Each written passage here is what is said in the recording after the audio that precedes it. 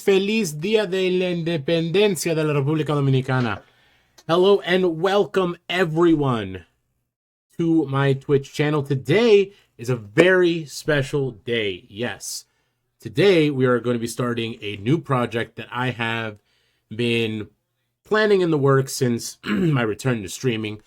I am going to celebrate every Independence Day of every Latin American country. Now, I've been teasing this a little bit on my Twitter page, but today is the Independence Day of the Dominican Republic. Now, behind me, the green screen is real, but so is the flag.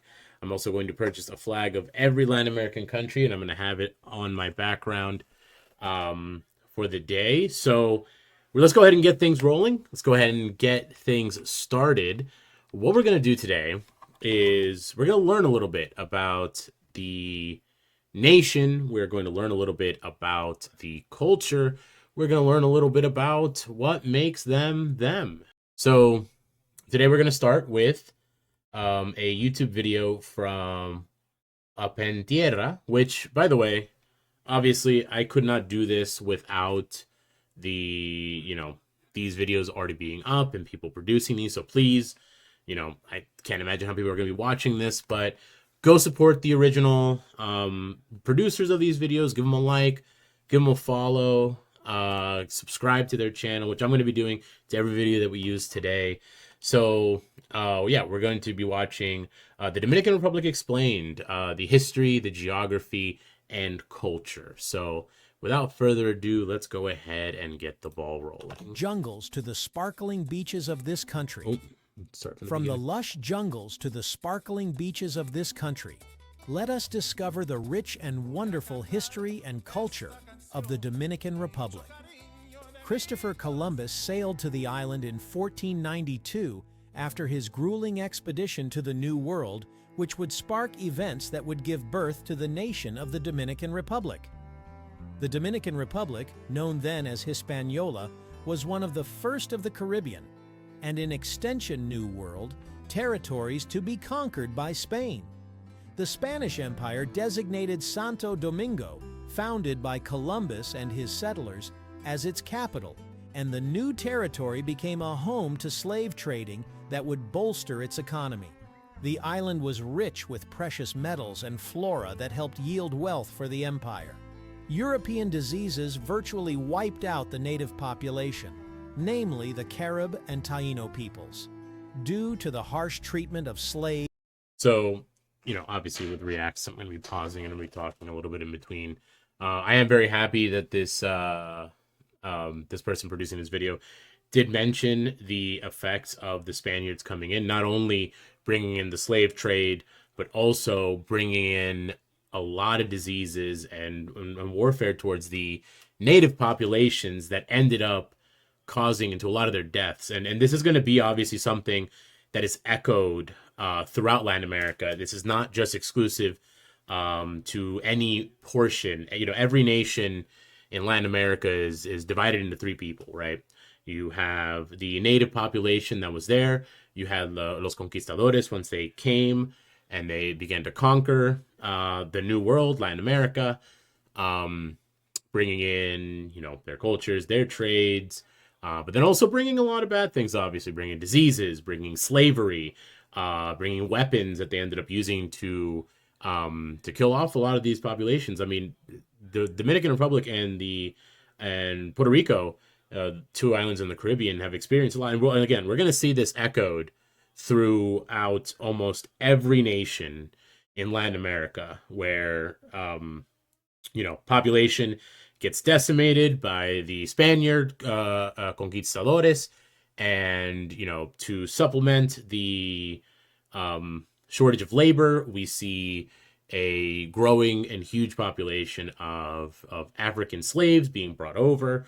Latin America is, pretty much divided into those three things. I feel like anyone with Latin American descent has some mixture in themselves of European, native people of their country, and an African and African slaves. Some percentage mixed up between those three here in Latin America. So yeah, I'm really happy that they're bringing this up.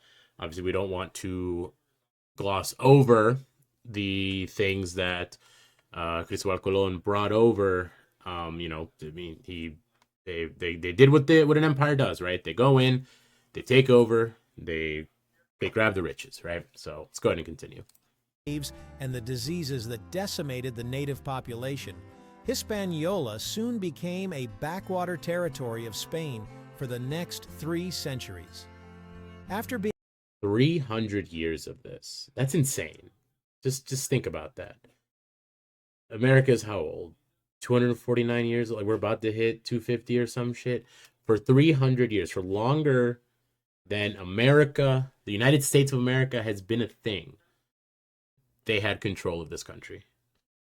1999, the Republic was left in a vacuum of powerlessness. Sensing the weakening grip of the government in the Republic, the United States intervened. The first U.S. occupation of the Dominican Republic. We're going to be seeing a lot of that too, folks. Not only in the inception and creation, but even post independence, and throughout the years, we will see the United States' hand in a lot of these nations, arguably for better or for worse. We can get into that, but that's not what today's about. Again, today we're just going to learn, and we're going to have a good time, but it is important to note a lot of the things that have happened in these countries also happened because of foreign intervention, hands in the cookie jar, type metaphor. You know what I mean? While some improvements were made in public works and fiscal management, the occupation faced significant local resistance. Many Dominicans resented foreign control and the imposition of policies without their consent, leading to a nationalist movement that ultimately pressured the U.S. to withdraw. Well, of course. It's a tale that echoes itself through history. It's like nations, groups of people don't want to be controlled by those who are not, directly, not only within their own interest, but have a say in how things in their own countries run. So the occupation ended in 1924, and the Dominican Republic regained sovereignty. However, the period left a lasting impact on Dominican-U.S. relations and contributed to the rise of nationalist sentiments within the country. One such dictator was Rafael Trujillo, who ruled the country from 1930 to 1961. Real ones know. And so I grew up in Philly, right? And I had a lot of different friends. They come from a lot of different places. One of my closest friends growing up in middle school, he was Dominican, and his whole family had come over. And the real ones know that when family gatherings happen and the old heads get together and they start talking, you'll always hear at least one person talk about en los días de Trujillo. They would always talk about the times when this man was in power. Like this, even in the modern, like older people that have lived through this, they will tell you. They'll give you their experiences under this man, under the dictatorship of Trujillo. His dictatorship was considered one of the most terrible of all dictatorships in history, full of violence and terror. He even renamed Santo Domingo to Ciudad Trujillo. He was called El Jefe by many of his allies and enemies, He was a despot by all means that perpetrated numerous repressive acts against his people. He used his secret police to arrest people and massacred 20,000 to 30,000 Haitians during what is known as the Parsley Massacre, or El Corte, in 1937. Trujillo was assassinated on a rural road in 1961. The death of Trujillo left a power vacuum which would allow the United States to involve itself in the affairs of the Republic again. The United States never loosened its grip in the country and still managed to control most of the political power in the country, even going so far as to quelling a growing democratic revolution from 1965 to 1966. That is until Leonel Fernandez Reina finally won in 1996. As it stands, the Dominican Republic is considered to be the richest nation in the Caribbean islands. The Dominican Republic is the 9th largest economy in Latin America, mostly due to its tourism industry. It has a GDP of $114 billion. We're also going to see a lot of that in certain nations. Obviously in the Caribbean. Caribbean islands are very touristy, right? Beautiful beaches, amazing weather. So obviously all the islands they're one of their main sources to their economy is going to be tourism. You know, La República Dominicana, you got Puerto Rico, you've got Jamaica, you've got the Bahamas. All these nations, their biggest part of the economy, the biggest thing that they bring in is always going to be from tourists, from richer nations, from other countries, America, Europe, what have you. But yeah, tourism is always going to be number one in most cases, specifically in the Caribbean regions. Which includes sugar processing, gold mining, textiles, cement, tobacco, electrical. Have y'all ever had like sugarcane juice, just like straight out of a sugarcane? Like I remember in Colombia when I was 13, we went to this park. I forget, no, Parque de something. I forget what it's called, but it was like how do I explain it? It was like an amusement park, kind of mixed with like natural beauty. So imagine like a very bare bones Six Flags, you know, like maybe like a roller coaster. They got like a kart track. They got a couple other things sparsed here and there. But there's also it's also like, you know, very green. There's a lot of trees. There's a lot of nature. There's a lot of places to hike. It's very still natural. And in one of the places you were able to get on a cart, and it's in like a sugar field as you ride by on a horseback drawn carriage. And they'll give you the juice. They'll literally, you know, the sugar cane, they cut the sugar cane, they mill it through, they get all the juices out, all the water, all the sugar. The sugar canes are delicious. Even chew that you could buy just like the sugar cane itself. They would give you some of the sugar cane, just chewing on it and getting the sweetness, getting the liquid out of the sugar cane, and then I think you just threw away the rest of it, the husk, because you can't really eat that. But if you've never had it, try it. It's super good. Shield are the words Dios, Patria, Libertad, which translates to God, homeland, freedom. And below the shield are the words Dominican Republic. The blue stands for liberty, the white cross stands for salvation, and the red, as with most revolutionary countries, stands for the blood of those who have sacrificed their lives for their land. Did you know that within the Dominican Republic exist the highest and lowest points in the entire Caribbean? These are Pico Duarte and Lago Enriquillo, respectively. Pico Duarte stands at about 3,000 meters or 10,000 feet above sea level, while Lago Enriquillo... I think there's something to be said about the natural beauty we're going to discover here in Latin America. And you could definitely find it, you know, locally too. In the United States, there's beautiful, beautiful vistas, but there's something about some of these that we're going to witness I just think they're jaw-droppingly beautiful, especially in the Caribbean. Like, the Caribbean is a gorgeous, gorgeous area. You just look at the mountains and look at the waters. Like, is 46 insane. meters, or roughly 151 feet below sea level. Within these mountain ranges, These are gonna be my favorite part of these talks, man. The foods, and we're gonna get to a little bit more in depth after this video. But I think in terms of learning cultures, there's a lot of bridges that can be connected no matter where you're from, right?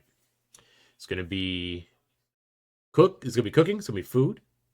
Food is universal. Music is universal. Dancing is universal. And alcohol. So just a bit of a teaser for what's to come. celebratory events are incomplete without pastelon, a plantain and meat casserole reminiscent of lasagna. This. Street food enthusiasts enjoy. I may say something that's a little controversial. Pastelón is not one of my go-to dishes, okay? It looks like lasagna, and it's good, right? But I would rather lasagna. Pastelón is so amazing, though. Like, definitely give it a shot if it's ever offered to you or you have a chance to try it. Definitely try it. It's delicious no matter what. But something about that lasagna, man. The famous people from the island of the Dominican Republic. So let's talk about them. Let's start with David Ortiz, the legendary baseball player known for his time with the Boston Red Sox. We're going to see a lot of baseball.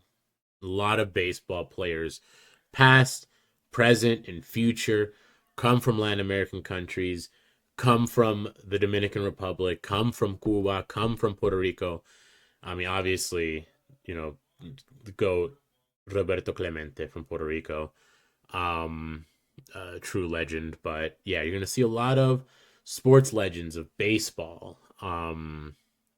Obviously, with the influence of the American countries during the growth of a lot of these nations, you'll see baseball being very popular. And I feel like, and I may be wrong when I say this, but you see it a lot in the Caribbean, and you're seeing a growth of it in some parts of Central and South America, but Central and South America is still dominated by soccer, which I love. I love me some good soccer. So, but no, we're going to see a lot of big name baseball players here. I mean, obviously we got one right here, one of the GOATs. Next, we have Sammy Sosa, another iconic baseball player celebrated for his home run records. Oh, God, I have to tell this story.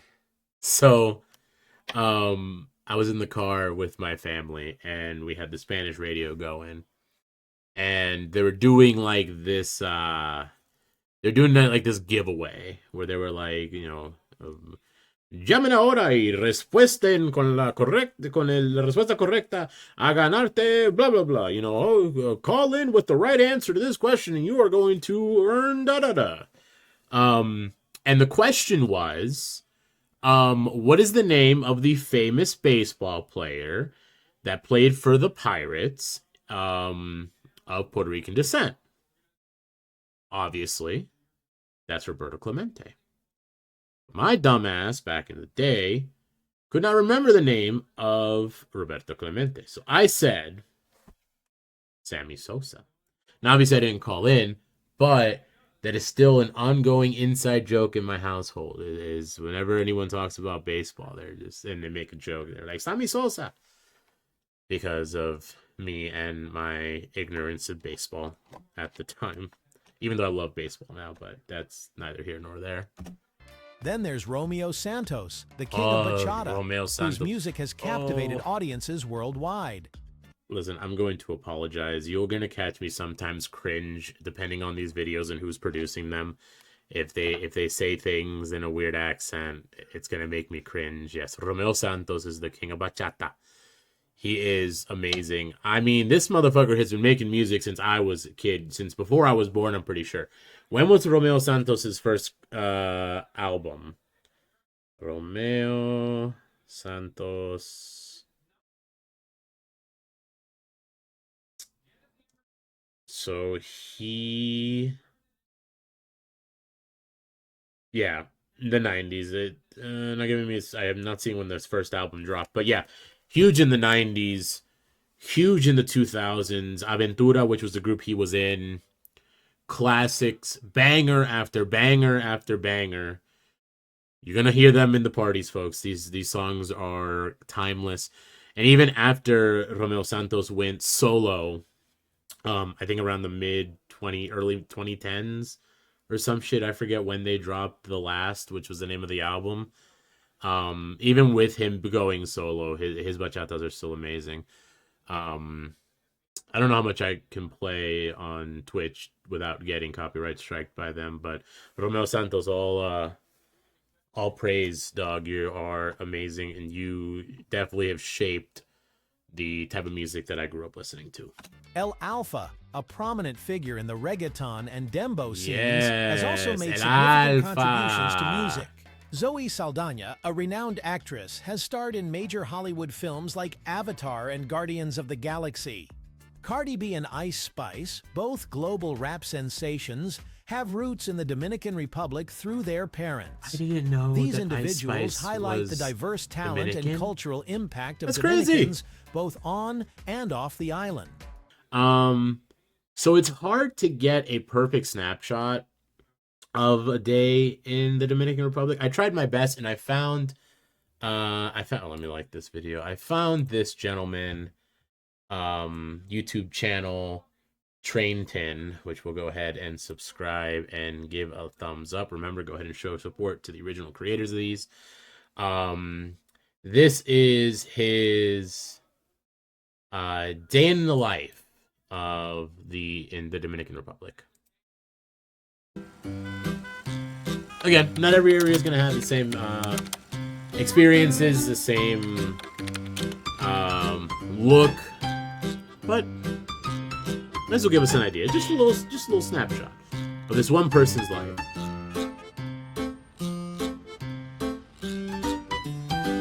The mountainside. In Colombia, it's like that too.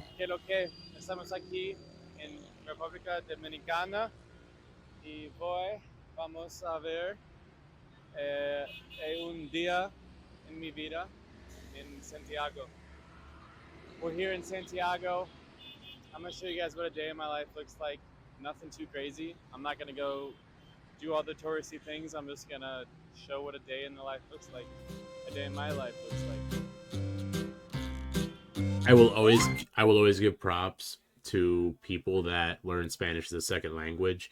To me, growing up in a household where the primary language was not English, you get a feel for those who have learned English as a second language and their accent.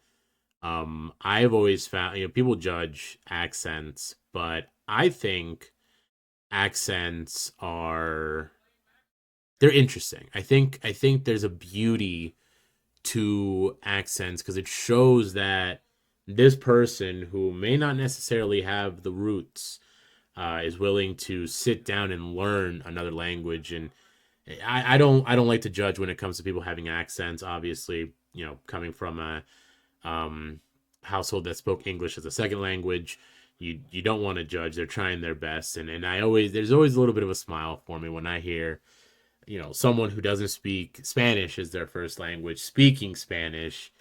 There's a little joy in there. There's a little pride. I'm 26 years old now, and I still don't know how to properly grocery shop. I just grab the most random stuff. I'm also trying to be healthier, and it's not going great. Is that a bag of Funyuns, homie? Funyuns are I can't get Funyuns. Can't be saying you're going healthy and grab a bag of Funyuns. What is that? What are you bringing? Chickpea nacho vibes tortilla chips. Huh. Also, the saxophone here is going on. Chickpea chips. I've never had them. Groceries acquired. He's going in taxis. Or like an Uber. That was our main form of transportation when I went down to Colombia. I don't know how it is anymore. It's been over a decade since I've been back to Colombia, but when we were there, the way we got around most often was by taxi. Taxis weren't super duper expensive, especially just like driving into town or driving into the city. The city that my family's from, which is Armenia del Quindío, mountain city. And my uncle, who we stayed with at the time, lived a little bit on the outskirts, still in the city limits, but just a little bit on the outside. So we would always get a taxi down. And my other side of my family, my aunt's side of my family, they lived in the center. They lived in the center of the city, like right off the main street. Like if you were to think of like a town or a city that has like one main road, like a big main road, that they lived off that block. And that was actually a really nice street. It was always fun to hang out. Obviously a lot of shopping, but a lot of food areas. Walking up and down it, for the most of that street is actually closed off to vehicles. So it's very, very, walker friendly to a certain point. Once you go up the street a ways, it does turn into just a regular road. But yeah, the Uber taxis, sorry. Honestly, the music in here is so loud, but I just randomly rolled up on this place. There's a beautiful sunset and a beautiful view. I got a filet for cheap, some agua. Wait. The man singing that song, it's a duet, I think, but the other man singing that who just sang, that was Romeo Santos. Has a very iconic voice. Tostones!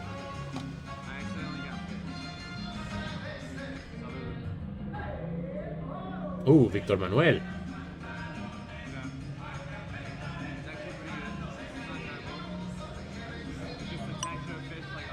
Oh, that looks so good.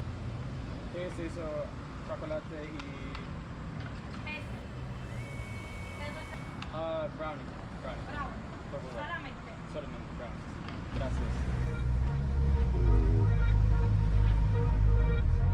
Honestly, this is the best part. I mean, obviously, you're going to have... I think he's doing it right. When you go to these countries, obviously, there's going to be a lot of touristy stuff. There's going to be a lot of places that you can go to that are for foreign clientele, pretty fancy, maybe a bit overpriced for what they're serving you. But there's nothing like authentic. There's nothing like getting down to meet people where they're actually at, maybe not the manicured touristy areas, but some of the more local, some of the more real area food experiences, cultural experiences. Definitely go there if you ever travel. Obviously you can go to those touristy areas. Sometimes they're fun, sometimes they're cool to experience, but definitely take some time to really get to know where you're at, really learn, really experience. That way, you have the real idea of what it is. A lot of these countries you'll see, well, we're gonna get to like this guy is just showing just a regular day in the life in a city, not too touristy, just real. So, but yeah, so I found this video from Norberis R. Let's go ahead and hit the subscribe button, hit that like button, and she is going to take us on a culinary journey of the Dominican Republic. Our food is a combination of Spanish, French, Taínos, and African influence. Also, many Middle Eastern dishes and other island countries have been adopted to Dominican cuisine. Dominicans prepare their food with only natural ingredients, which is the secret for all the delicious cooking. Chicken. Yeah, so I think she brought up a good point. A lot of green screen's being done over here. A lot of the, Latin American cultures, you'll find the staples. You'll find your rice and beans.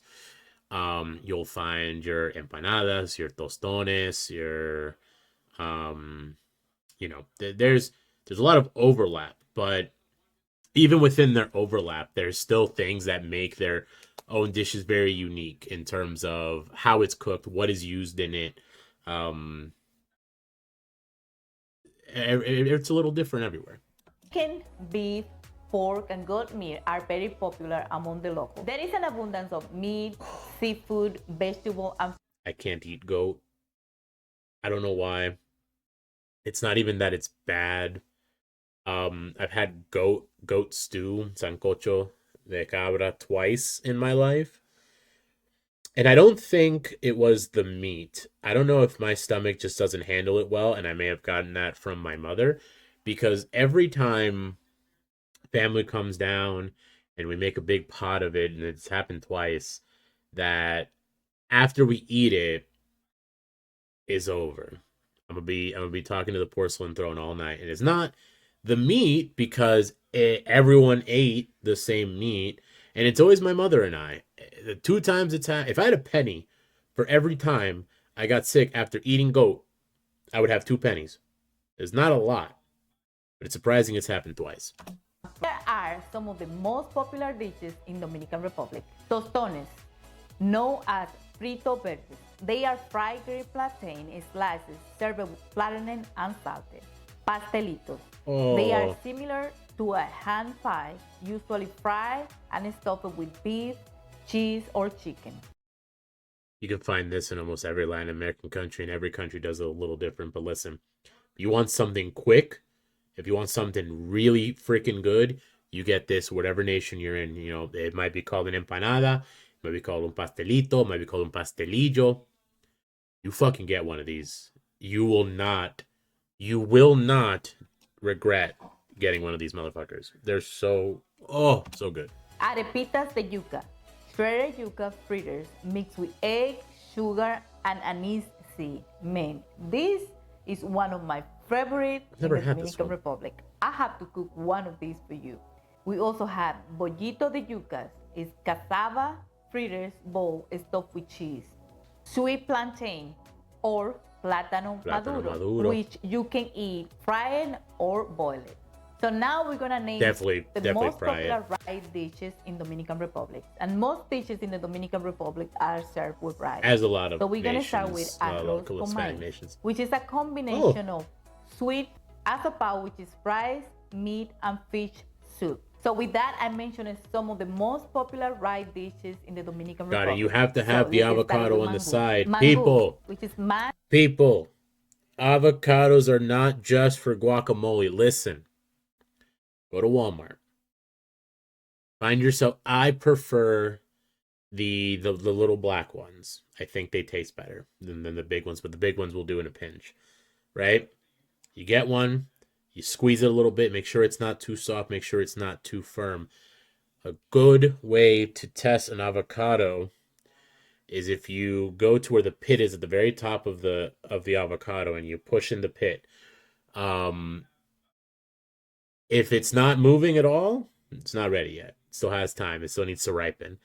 If it goes in with a little bit of resistance, but it's going in, that's a pretty good avocado. But obviously, if it gets too mushy and it just smushes right in, it's over ripened. But get an avocado, cut it into slices, put some salt on it, eat that. Eat that with a side of whatever the fuck you want. But avocado slices, unbelievable.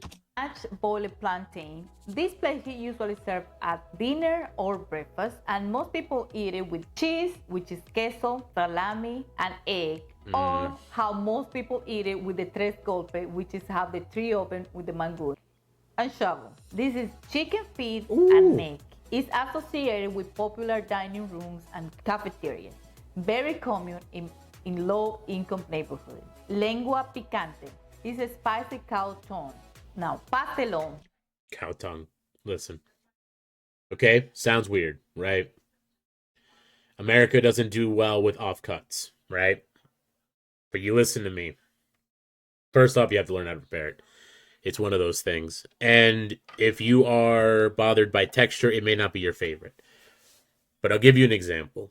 Buddy and I, Tins and I went to go We went back east to watch a Phillies game. It was a Phillies Nationals game, and we got a hotel right out of the city. And we got there. We got settled, and we're like, all right, we've got a little bit of time before we got to go into the city. Got to go watch this game. So we decided we were going to eat, right? And whenever me and him travel, whenever we travel for concerts or something, we always like to eat something a little bit more locally, something that maybe we may not have access to in Western Pennsylvania. But also, I'm a firm believer, hole in the walls, local restaurants are always going to be where you get the best food. So we went we went on Google and searched, and there was this taco place that was combined with a gas station. We go there, right? And we assume that, they may have a couple tables or maybe next to the gas station. No, it was the gas station and there was a kitchen. And they had a bunch of different things, a lot of different tacos, a bunch of different random stuff. And one of them, I remember there was a thing, they had a sign that was in English and Spanish, and it said, "Try our cow tongue. You will not regret it." I'll bite. Sure. So I got cow tongue tacos, and let me tell you, when cooked properly, it is one of the best cuts of meat. It is, again, if you don't like certain textures, you may not like it. It's cow tongue, right? You can imagine what the texture of a tongue would be, but it was perfectly seasoned. It was stewed to where it was like falling off. It was soft. It was. Mwah. I'm adventurous when it comes to my culinary. When it comes to me eating different things. Obviously, I didn't get this shape with being a picky eater. So, try it. It's amazing. We have arepa. This is cornmeal and coconut cake. Dominican arepa is different from what the Venezuelan and Colombian call arepa. Our dish is a sweet dessert dish, and it's very, very delicious. We'll get to that. I love me some arepa. My mom used to cook arepa all the time. It has like a cake. It looks delicious. Arepas, I don't know how it is in other countries, but I know in Colombia, arepas are like, they're like it is a pastry technically, but it's a savory pastry that you have with, kind of like as a side with your main food, and you can have them from all different types of grains. You can have cheese in them. Arepas rellenas. When we went to Colombia, we would get, they would sell you una arepa, right? And they would cut it in half and they would shove meat on the inside. It was aces. But this shit looks good. I've never had it. You should try this dessert. Habichuelas con dulce. This one is another very popular dessert in the Dominican Republic, which I love. This one is so delicious. I know that for some of you, probably doesn't sound like it's very good because it's sweet beans, but it is very delicious. You should try it. And I also made a video, so go and watch that video. So this dish is made out of sweet creamy bean made with coconut milk, sweet potato chunks, sugar, and other ingredients. Majarete, which in those pictures, did they put the Eucharist on the fucking... They look like the shit they give you out in Catholic churches when they give you the fucking body of Christ. You gotta keep things holy. You gotta dip a little Jesus, a little holy cracker in there. Made with fresh beer, which is our main and most popular beer is Presidente. Listen, if you guys are ever playing, what's GeoGuessr? If you guys are ever playing GeoGuessr, listen. Learn your Latin American beers, okay? Because just like bars in America, right? They're gonna have advertisements for beer, okay? Learn your Latin American beers and regional beers. It's one of the easiest ways if you go into like a city center or a place that happens to have a bar. Learn your beers, because I cannot tell you how many times I've played or watched people play GeoGuessr and I'm able to guess correctly what country it is and what Latin American country it is specifically because of their beer. And of course, our delicious Mama Juana. Mama If you Juana. like Mama Juana, you should watch the video that I made on how to prepare the Mama Juana. And Mama Juana is a mix of fruits, wine, rum, and honey that you put in a butter and you let and sieve for a while. You should watch the video to learn more about the Mama Juana. So those are some of the most popular food and drinks in the Dominican Republic. Mama Juana is dangerous, okay? Listen, it's rum, right? But we'll get to, I don't know, she's not going to get into it specifically, I don't think, but there is a video that I have probably we're going to watch next about Mama Juana, and it is some of the smoothest shots you'll ever take. I'm a shots boy. I like to take shots. I don't like mixed drinks. I'm diabetic, so I'd rather just, knock it back real fucking quick, call it a day. Mama Juana are some of the most dangerous shots you'll ever take because it tastes so damn good. You forget it's rum. It's crazy. So, chimichurri, which is a Dominican version of a burger. It's a combination of grilled seasoned meat with cabbage, onions, tomatoes in a bun with mayonnaise and ketchup, which we usually call mayo ketchup. Mayo ketchup. Mayo ketchup, salsa rosada. They got all different names for it, folks. Just put a little bit of mayonnaise, put a little bit of ketchup. Mix that shit. It is so good. So good. I remember when they were doing, I think it was like Heinz or some shit, was doing mixes of sauce condiments, and they made mayo chup, and I'm like, guys, get with the times. Y'all a little late to this damn party. So now we're gonna pinpoint one alcoholic beverage, and it's not the beer, it's not Presidente. We're gonna talk about the Mama Juana. This motherfucker goes into it. So let's watch them. This is from the Blind Pig YouTube channel. Let's go ahead and give him a like. I already gave him a like. Let's go ahead and subscribe. Go ahead and show some love. Everyone, welcome back once again to the Blind Pig YouTube channel. Just got back from vacation down in the Dominican Republic and found a new drink down there that I want to make sure I tell everyone about and we can try here at some point. This video will be a little different. I'm going to show you how to make the drink, but I'm not actually going to drink it, and I'll talk about why here in a minute. So if you've ever been to the Dominican Republic, Punta Cana is one Oh of the my places god, that this is guy's all an over the Eagles island. fan. Oh my god, he's an Eagles fan. Give me a sec.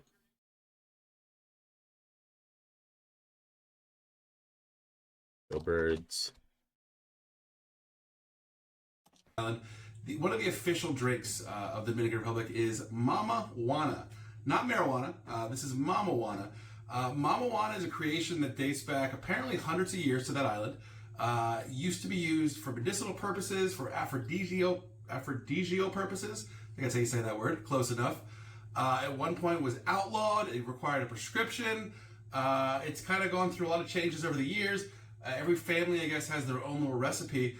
But what it is a combination of tree bark, different plants, different spices that they mix in with a combination of rum, red wine, and honey. Now you can buy it down there, already pre-made. All the resorts that you stay at already have it. It's already made up, ready to go.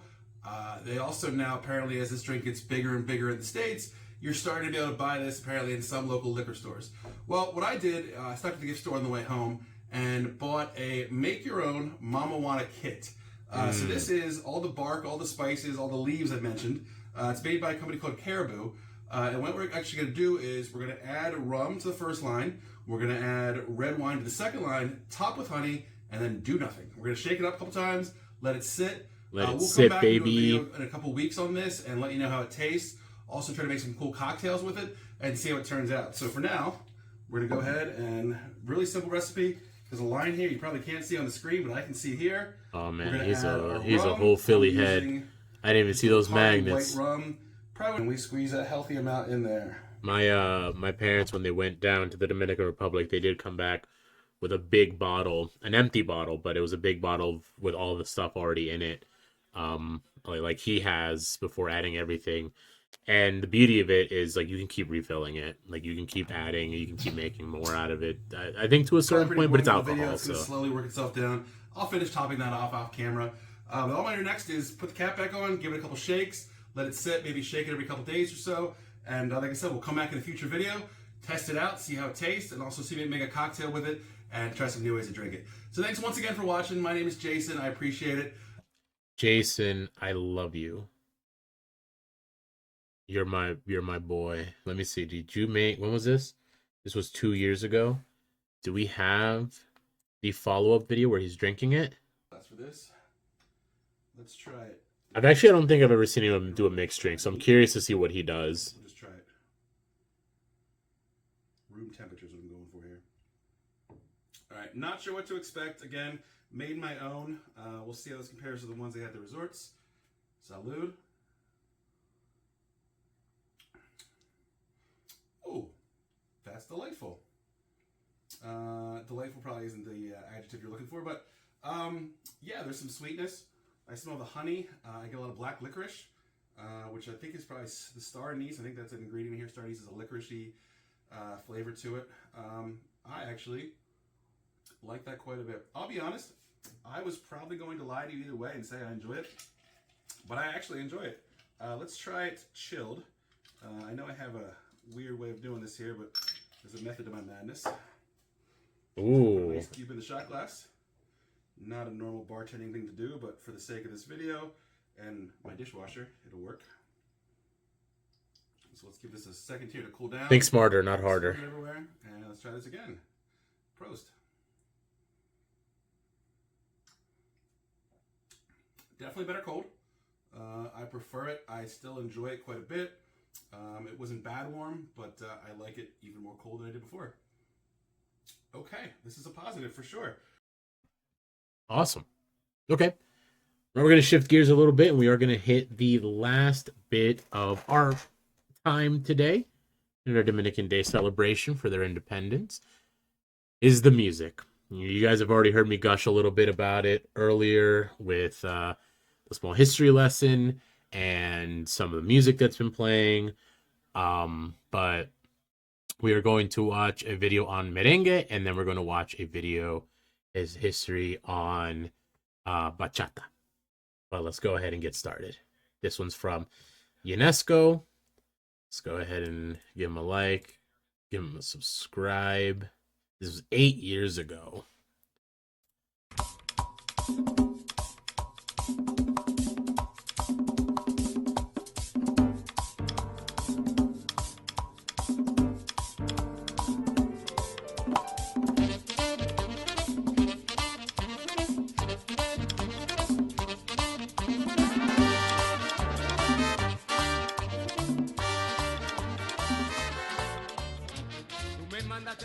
Félix de Rosario, que de una u otra manera va a introducir elementos rítmicos del jazz, va a conllevar inclusive la presencia de internacionalización de figuras que tuvieron un papel importante durante el periodo trujillista. Es el caso, por ejemplo, de Joséito Mateo.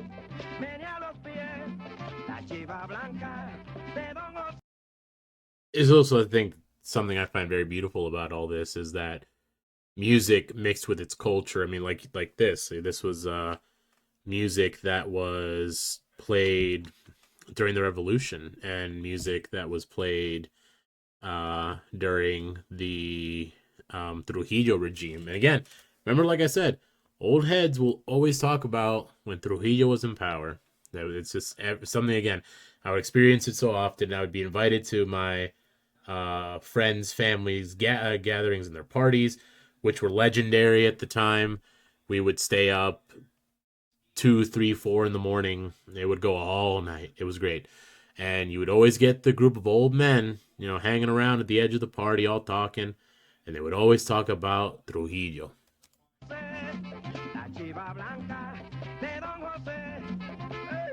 Luego comienza, diríamos, la segunda etapa del merengue. Estamos hablando de una década del 80 hacia acá. En esa década de 80, 90, van a comenzar realmente a aparecer los que durante muchos años se van a convertir en símbolo del merengue dominicano. Entonces, lógicamente, estamos hablando fundamentalmente más que de orquesta, estamos hablando de una serie de cantantes. Esa serie de cantantes nosotros vamos a encontrar el aparecimiento, por ejemplo, de un Fernandito Villalona, Sin duda para mí la voz más hermosa, enigmática, carismática del merengue dominicano. Merengue is so easy to dance to. Guys, find yourself a Latin friend. Learn to dance. Hay un tipo de merengue que algunos músicos han empezado a llamar merengue de chercha, otros le llaman merengue de calle. Es un merengue estrictamente urbano, surgido en las zonas populares, en los barrios marginados urbanos, que tiene relación con la influencia de otro tipo de música de calle, especialmente la que procede de Estados Unidos u otra que procede de Jamaica, como el reggae. Es decir, un tipo de música que la gente suele disfrutar y recrear en los ambientes públicos, en las calles, pero en las zonas populares. Mira quién está aquí, moreno negro. Oh shit. Big in it. Oh my god, this child's killing it. Get it. Hey.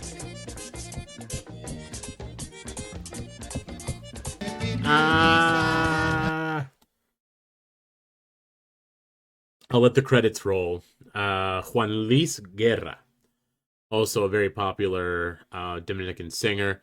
Beautiful songs. He does, if I remember correctly, he does some songs about religion, about the Jesus, and then he has like some of like more regular songs. Very popular.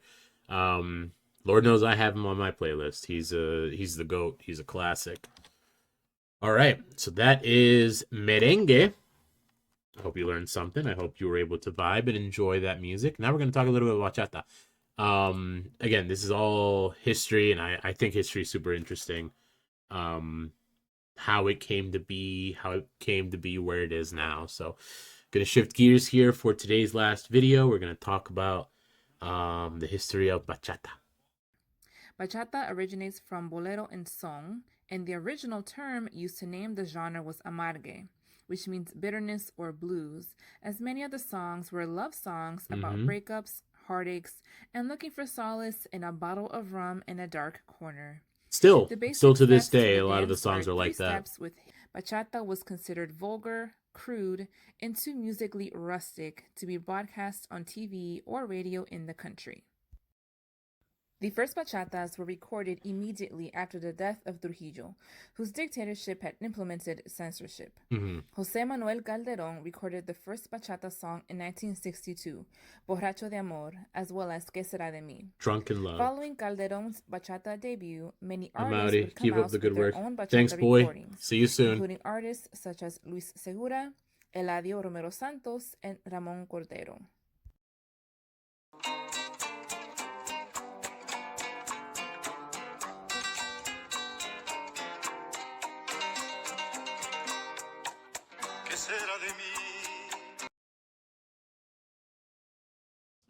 That man has some pipes. That is crazy. Holy shit. There's something to be said about this older music, and it is across Latin America. Like music that your grandma would listen to, that your grandparents would listen to. It's weird. I guess a lot of people, let me know if you know this feeling. I think a lot of my Latinos can relate. And even some people, like I know in my personal life, can relate, even if it's not with this specific type of music. But you grow up listening to, a lot of these songs, and at the time, you're just like, oh, it's, no, it's music. Oh, well, we live in America. Like, what do we listen to some like English music or something, like some pop music? And then when you grow older, you kind of look back on this music with a fondness. Maybe it's nostalgia, but it's beautiful. And I'm a boomer because they just don't make it like they used to, man. It doesn't sound the same. It's different. But obviously there's no knock on modern music. It's just, this is what I know, damn it. By the 1980s, the popularity of bachata could not be denied, and more radio stations began to play bachata, and the genre itself began to take on a more dance-appropriate sound, with tempo increasing, guitar playing changing, and call and response singing becoming more prevalent. Blas Durán, a popular artist from this era, would be the first to record bachata with an electric guitar with his bachata merengue song Mujeres Hembras. I recognize this Scene guy. would be dominated by the young Luis Vargas and Luis Anthony Santos, who Vargas, are two of my favorites. yes. They would both reach a level of fame unimaginable by the bachateros that preceded them, receiving all the hype and image branding typical of commercial pop music elsewhere. In 1992, Juan Luis Guerra's award-winning Juan Luis track, Guerra, that was the Bachata guy, the last Rosa, song would also in the other make one. the genre more acceptable and helped bachata achieve legitimacy and international recognition. Also has a great voice. Oh.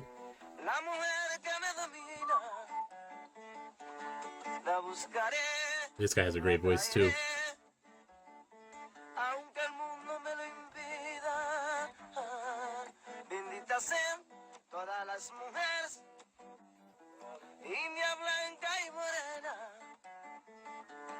Que con su voz y su color hacen que yo me muera. Oh. These are the songs of my childhood. Oh. In the beginning of the 20th century, the bachata group Aventura revolutionized and modernized the genre, Romeo bringing Santos. in a younger generation That's Romeo and achieving Santos. worldwide success. The one right They right have there. sold out Madison Square Garden numerous times This and one, released this one. countless top 10 hits on the Latin charts. Within the past 2 decades, bachata has also been fused with other musical elements, such as R&B, hip-hop, pop, and techno. Notable artists of this fusion genre of bachata include Prince Royce, Extreme, and Toby Love. Bachata has owned its own place in Dominican history and culture and is tied to Dominican identity just as much as merengue is. La bachata es un género dominicano, conocido internacionalmente por grandes artistas como lo son Romeo Santos, Prince Royce y algunos más exponentes que identificaron la bachata a nivel internacional. En República Dominicana la bachata es uno de los métodos artísticos más conocidos aquí. Es como parte de nuestra cultura, parte de nosotros la bachata. That is all I got. Obviously this is the first country that we do. There's like 26 or 27 other ones that I'm going to do. So, you know, things may evolve. I may get a couple more videos, may make this a little bit longer, but yeah, drop your ideas. Give me some ideas of stuff that you'd like to learn, stuff that you'd like to see in these countries. I am a firm believer, you know, like music, food, drinks, alcohol, it's pretty universal. It's a pretty good way to introduce people to something that they may not may not have already been exposed to. But I think this was very educational. I think it was pretty interesting. It was pretty fun to learn a little bit, and I definitely learned a lot. So yeah, that's going to be it for today's stream. Can't wait. This editing this video is going to be hell. I can already tell. But yeah, we will close off with a salute. Happy Dia de la Independencia de la República Dominicana. And I hope y'all have a good night. I'm out of here. Peace.